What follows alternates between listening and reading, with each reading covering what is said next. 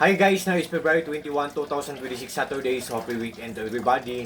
Guys, as you can see sa video kong to, i-flex ko tong Nature's Key Lutein Gummies iFructic Zeaxanthin with vitamin A supplement, orange flavor, 60 gummies, 12 milligrams guys, ito guys oh. Ang purpose nito guys oh, wait guys ha. Sa mga malabo na ang paningin dyan, kailangan to natin guys. Before tayo matulog, kung adult tayo, mag-take tayo ng dalawang gummies guys. Kung adult, dalawang gummies. O, mga hearts ang forma nito guys. Ang mga forms nito, mga hearts. Wait guys. O, mga puso. O, belated Happy Valentine's Day guys. I hope you had good moment guys.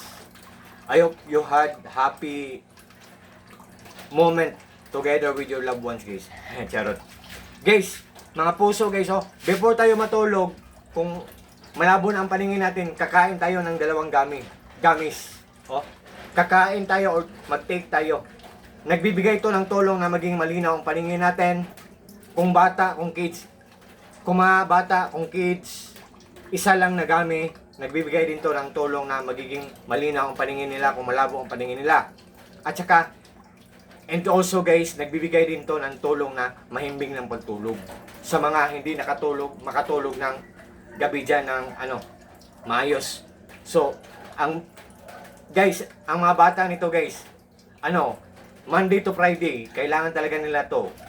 Kasi, kung makatake sila, kung makakain sila before sila matulog na isang gummy, nagbibigay ng malinaw ng paningin nila at nagbibigay ng mahimbing na ng tulog nila.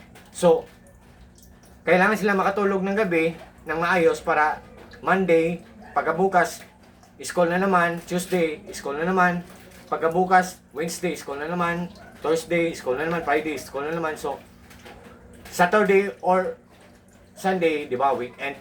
So, kailangan nila ito sa Monday to Friday.